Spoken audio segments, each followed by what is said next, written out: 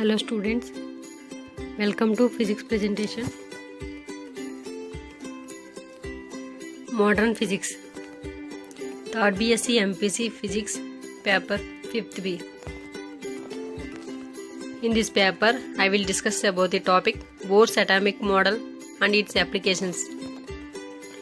About Bohr, Niels Bohr, a Danish physicist, studied in a Rutherford laboratory since 1912.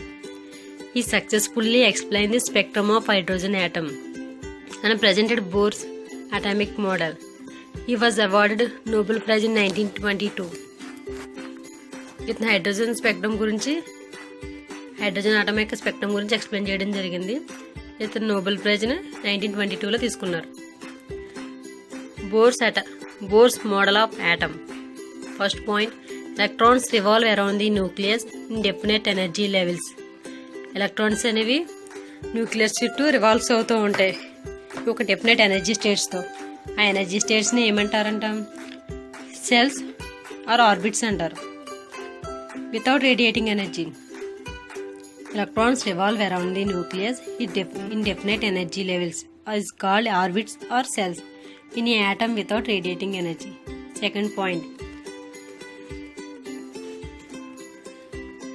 as long as electron remain in a cell, it never gains or loss energy. ఈ electrons అనేవి స్టేట్లో ఉన్నంతసేపు కూడా energy అనేది loss అవ్వడం కానీ gain అవ్వడం కానీ ఏం జరగదు. మధ్యలో ఇక్కడ మన డయాగ్రామ్ అబ్జర్వ్ చేస్తే కనుక మధ్యలో ఉన్నది న్యూక్లియస్, దాని చుట్టూ ఉన్నవి ఆర్బిట్స్ ఆర్ సెల్స్ అని అనొచ్చు, అంటే కక్షలోని. దాని చుట్టూ ఎలక్ట్రాన్స్ అనేవి ఒక్కొక్క కక్షలో తిరుగుతూ ఉంటాయి. అది ఫస్ట్ అబ్జర్వ్ చేస్తే కనుక n=1 అంటే అది ఫస్ట్ కక్ష, n=2 అంటే సెకండ్ ఆర్బిట్, n=3 అంటే third orbit. Next, the gain or loss of energy occurs within orbits only due to jumping of electrons from one energy level to another energy level. Energy loss or gain అనేది ఎప్పుడు జరుగుతుంది అంటే కనుక electrons అనేవి jump అవుతాయి ఒక state నుంచి ఇంకో స్టేట్కి, ఒక ఆర్బిట్ నుంచి ఇంకో ఆర్బిట్కి. ఎప్పుడైతే ఎలక్ట్రాన్స్ జంప్ అవుతాయి అప్పుడు మాత్రమే ఎనర్జీ అనేది లాస్ అవ్వడం కానీ గెయిన్ అవ్వడం కానీ మనకు జరుగుద్ది అనమాట. ఇక్కడ మనం అబ్జర్వ్ చేస్తే కనుక n=1 state, at the same time n=2 state. Electron ground state నుంచి హయ్యర్ స్టేట్కి వెళ్తే కనుక plus hν energy.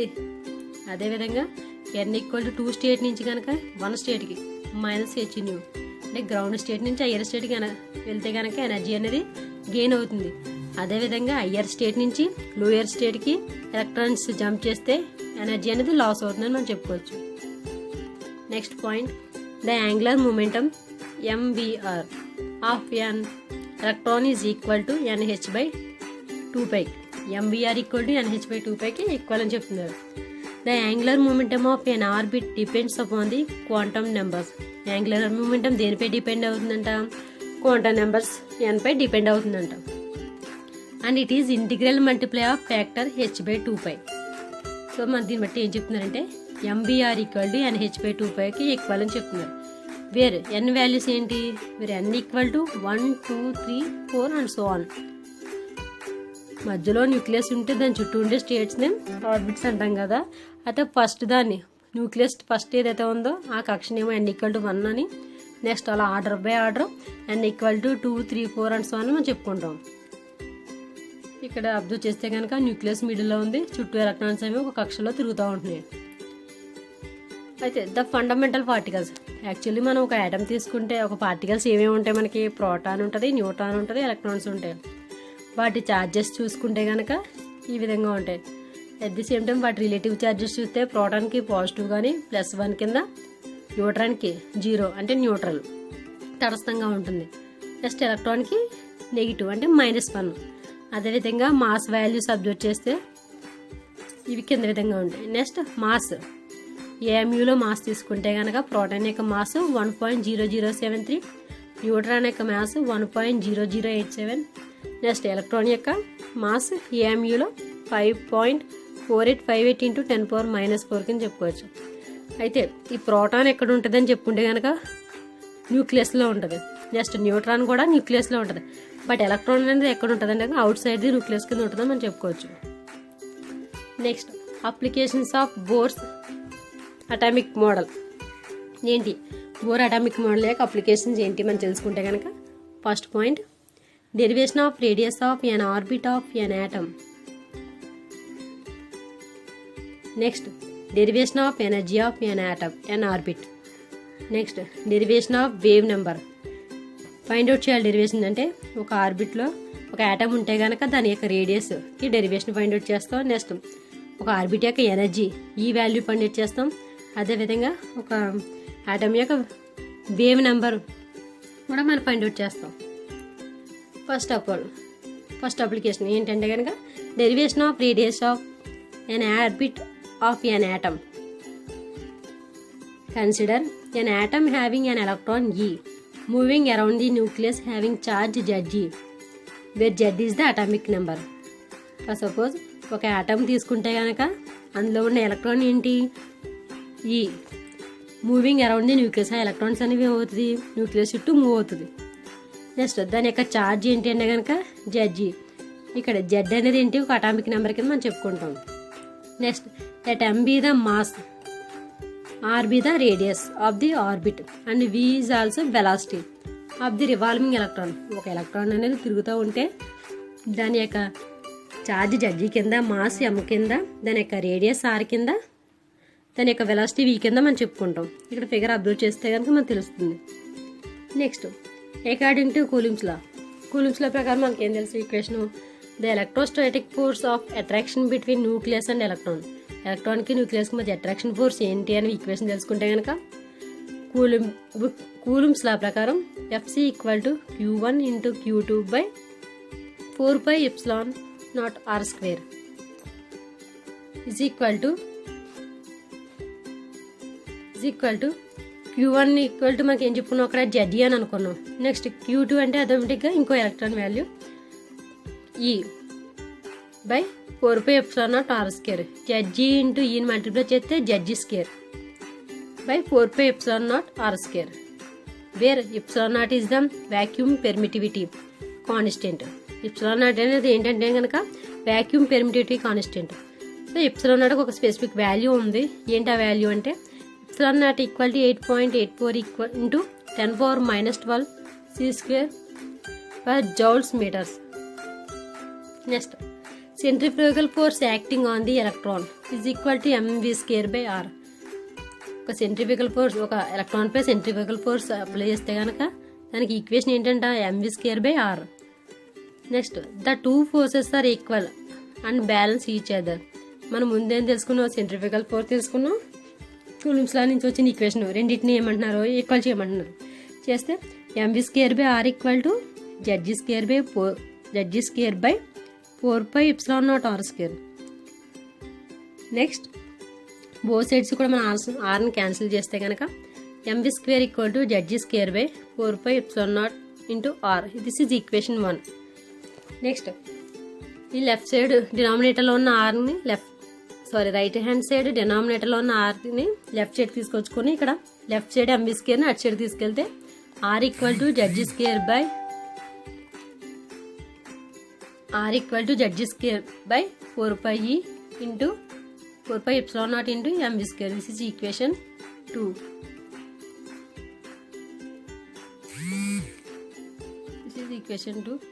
Next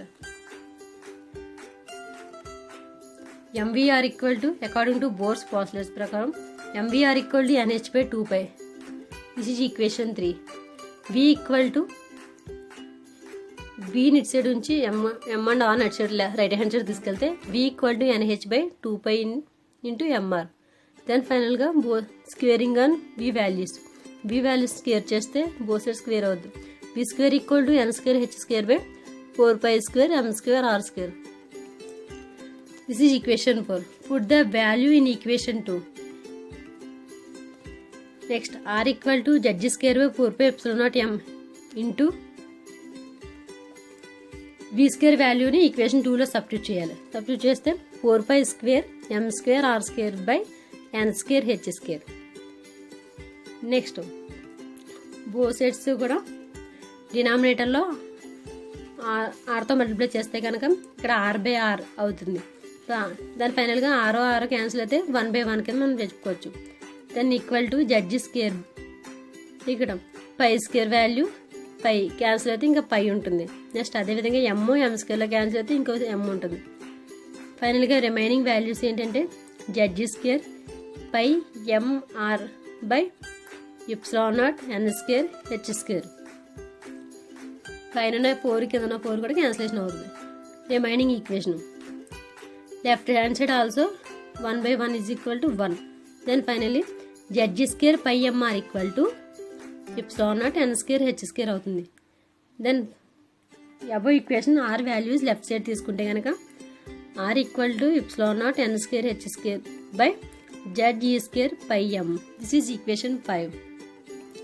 for hydrogen atom Z equal to 1. Hydrogen యాటమ్కి atomic number Z equal to 1 మనకు తెలుసు.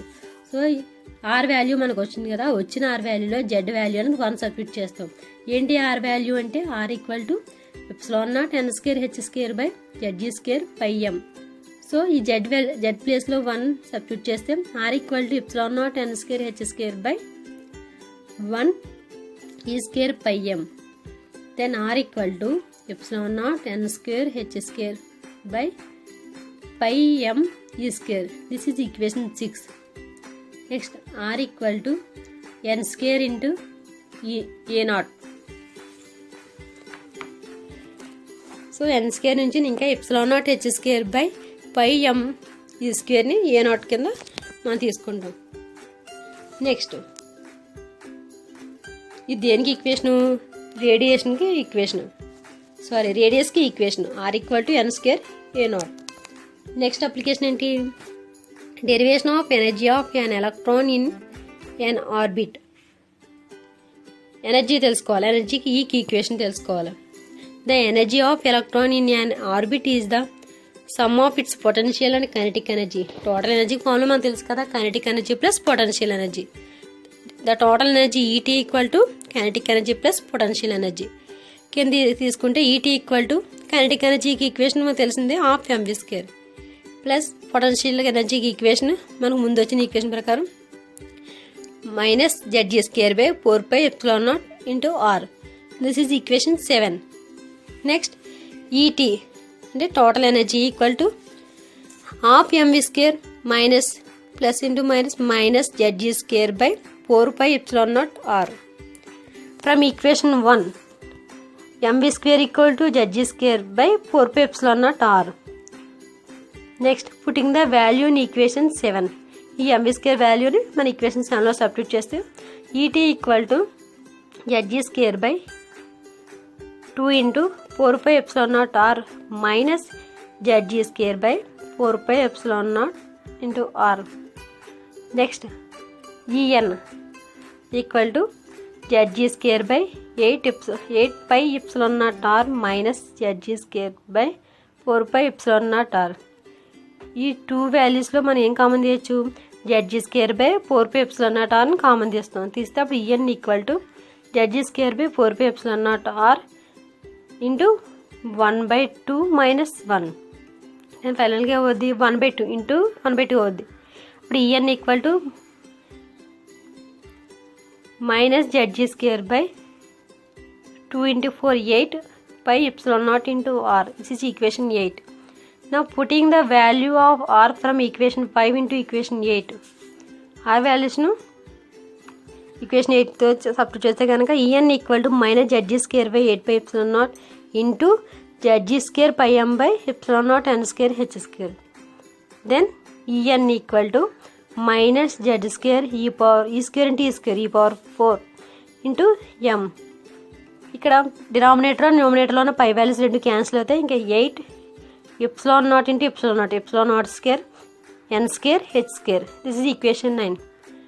For hydrogen atom Z value 1 substitute చేసుకుంటే E n equal to అంటే ఎనర్జీకి equation E n equal to minus m e power 4 by 8 epsilon not square N square H square. ఫైనల్గా E n equal to minus m e power 4 by 8 epsilon not square H square.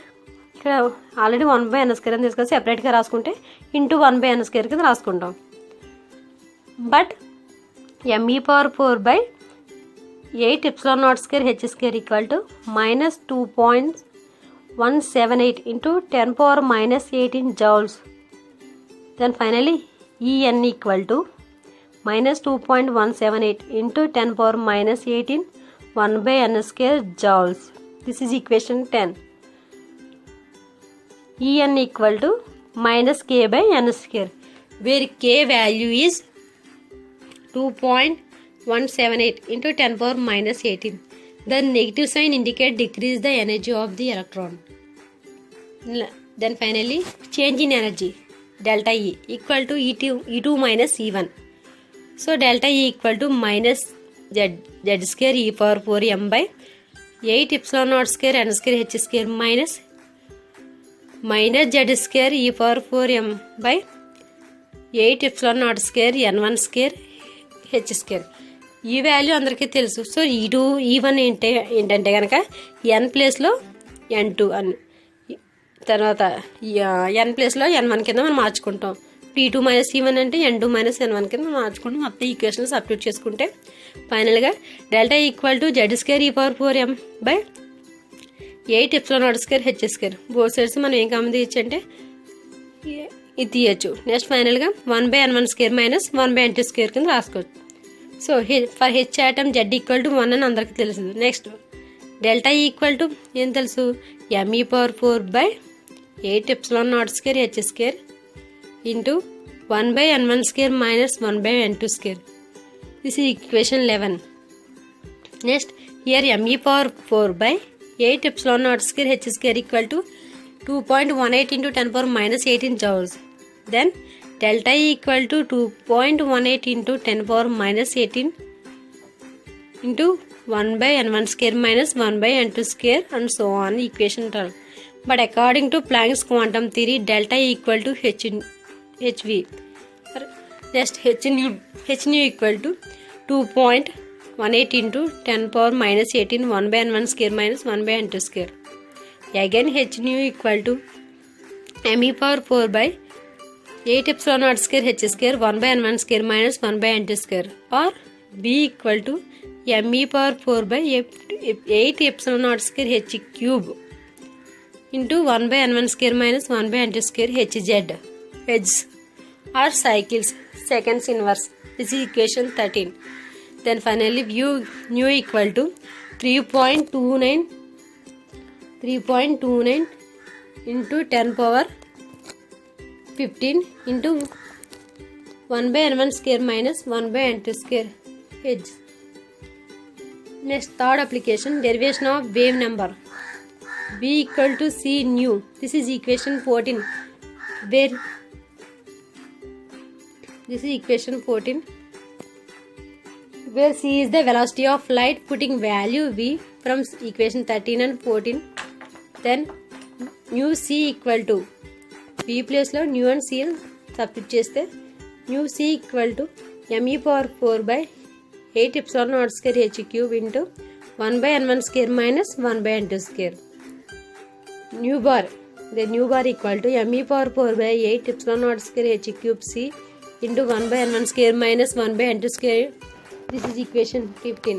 Putting the values of constants, we get a factor called Rydberg constant R. M e power 4 8 epsilon naught square h cube c is equal to R. This is Rydberg constant. The above value of Rydberg constant R equal to 1.09678 into 10 power 7 meter inverse. Then finally nu bar equal to R into 1 by n1 square minus 1 by n2 square. This is equation 16. For 1 mole of electron, multiply by Avogadro's number En equal to minus k by n square into 6.02 into 10 power 23 joules per moles. Then joules in translate kilojoules కి translate చేస్తే కనుక డినామినేటర్లో 1000 వస్తుంది. Then finally En value equal to 1313.315 into 1 by n square into kilojoules per mole. This energy is associated with 1.008 gram atoms of hydrogen. Finally, n equal to 1 to 3 and so on. You know that n values అనేవి కక్షల యొక్క orbit values n equal to 1 to 3 అయితే కనుక ఇప్పుడు energy state values E1 E2 E3 E4 అనుకుంటే కనుక 1/n1² ప్లేస్లో n అంటే ఒకసారి 1 కింద, ఒకసారి 2 కింద, ఒకసారి 3 కింద సబ్స్టిట్యూట్ చేసుకుంటాం. For suppose E1 equal to -13.1 13.315 1/n1² అంటే 1 ప్లేస్లో 1 తీసుకుంటే కనుక 1². This is equal to -1313.315 kilo joules per mole inverse and so అదేవిధంగా మనం 2 3ని సబ్స్టిట్యూట్ చేసుకుంటాం. దాని ఫైనల్గా the first energy level when n equal to 1 is called ground state of H atom.